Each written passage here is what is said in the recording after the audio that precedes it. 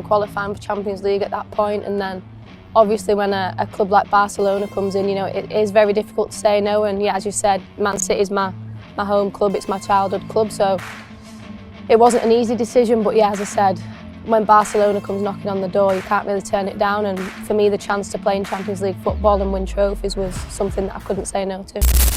Keira Walsh finaliza su contrato el próximo junio, cerrando una etapa de 3 años en la que la británica se embarcó en su primera y probablemente única experiencia fuera de las islas.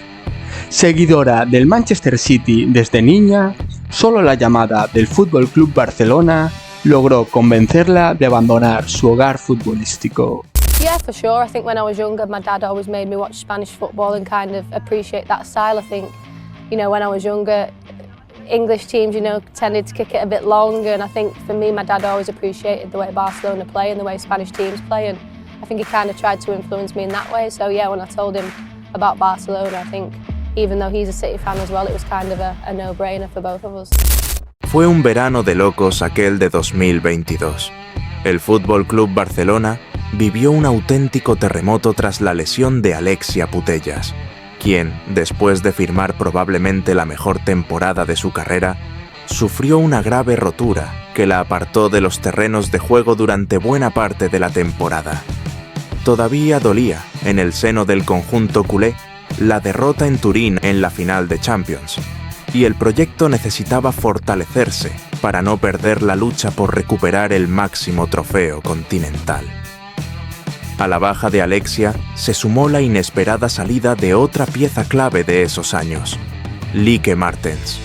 La neerlandesa, quien tenía su renovación prácticamente cerrada, decidió emprender una nueva aventura en París. Ante este panorama, el Barça necesitaba un golpe de efecto, y eso implicaba realizar un esfuerzo económico importante. Sin embargo, la decisión no fue fichar a una gran estrella mediática ni a una jugadora de características similares a las ausentes.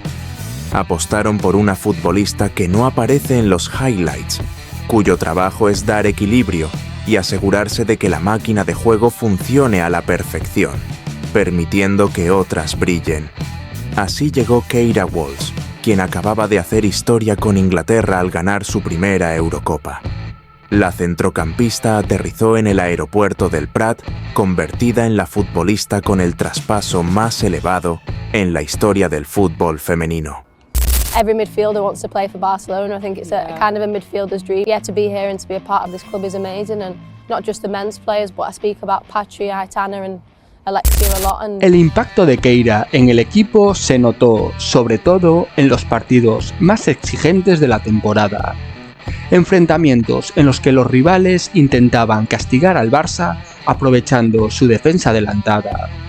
No es casualidad que en los 2 años completos de Walsh como culé, las blaugranas hayan ganado 2 Champions consecutivas, superando a equipos que en el pasado les habían hecho mucho daño, como el Wolfsburgo o especialmente el Olympique de Lyon. Sin embargo, si le preguntamos a Keira, ella tiene claro que el éxito de estos años se debe, en gran parte, a 2 jugadoras. La británica siente especial predilección por una futbolista que, años atrás, ocupaba precisamente la posición que hoy defiende la inglesa. Yeah, but Patri and Aitana are both unbelievable players, and yeah, learning off them every day and seeing how they play and trying to improve my game. I do speak about Patri a lot, but I think she does a lot of work that a lot of people don't notice, and yeah, for me, she kind of glues the team together and keeps the team ticking over and creating chances and assisting, and yeah, she does all the little jobs that I think maybe people don't notice sometimes. Aitana, or Mati, I think it goes without saying, unbelievable player, and her intensity and small-sided, yeah, I think I would happily be her manager on the sideline watching her. I would have Patri, Hijaro, I think, again, top player, for me one of the best players in the world. ¿Qué mejor forma de cerrar este vídeo que con el reportaje que realizamos a la llegada de la internacional inglesa, en el que hablamos más en profundidad de sus orígenes y de cómo estos influyeron en su forma de actuar en el terreno de juego? Rosedale es una pequeña ciudad obrera de Inglaterra, Allí nació a finales del siglo XX el cooperativismo, un movimiento social por el que los trabajadores se asociaron para que el valor de su trabajo no se lo llevaran otros. Al grupo que formó la primera cooperativa se le llamó los Pioneros de Rosedale. En esa misma ciudad, un siglo después, nació otra pionera, Keira Faye Walsh, el 8 de abril de 1997. En la casa de la pequeña Keira se respiraba fútbol. Su abuelo vibraba con el Liverpool y su tío era fanático del Burnley. Aunque en Walsh nacería el sentimiento futbolístico de su padre, que era ferviente seguidor del equipo loser de Manchester en ese momento, el Manchester City. Era tradición que padre e hija se juntaran para ver todos los partidos del City. En uno de ellos, Keira dejó claro sus intenciones desde temprana edad y expresó: "Quiero hacer eso". Lo que podría parecer un deseo infantil esporádico se convirtió en algo más. Cada día Walsh le pedía a su padre ir al parque cercano de casa para pasarse el balón durante 2 horas. Este hábito convertiría a Keira en una de las mejores mediocentros del mundo, pero para eso aún quedan unos años. Walsh comenzó a jugar sus primeros partidos en los equipos locales de la región. El fútbol femenino aún era algo que no muchos entendían por la zona. Finalmente Walsh tuvo la oportunidad de asentarse en un equipo, y este fue el conjunto juvenil del Blackburn Rovers.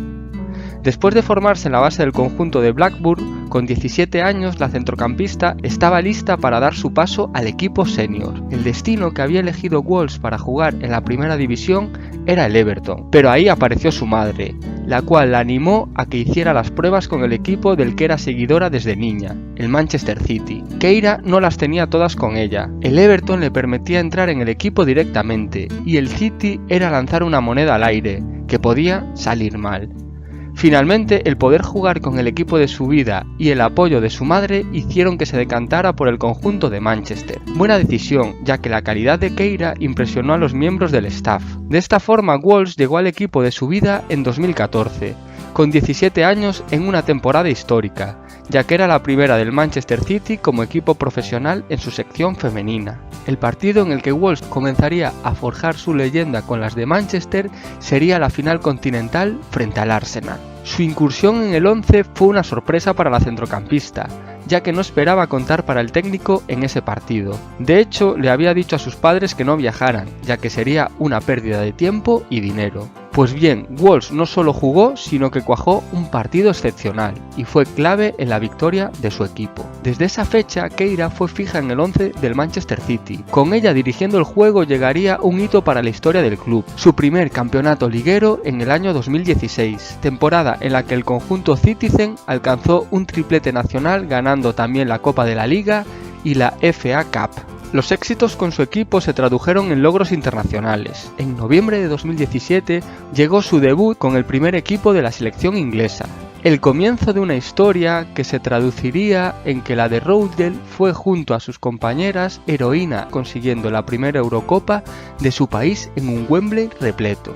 Un verano en el que Walsh también hizo historia, cerrando su etapa en Inglaterra y viajando a España, concretamente al Fútbol Club Barcelona, donde se convirtió en el fichaje más caro del fútbol femenino, con un traspaso que ascendió a los 400.000 euros. Como hemos dicho al comienzo de esta historia, en Walsh encontramos la esencia de Rosedale y de los pioneros que hicieron historia a nivel mundial. Ella ha formado parte del equipo que consiguió la primera liga para el Manchester City, la primera Eurocopa para su país, y su traspaso es el más caro de la historia, una pionera que buscará dejar su huella exitosa en la historia de Can Barça.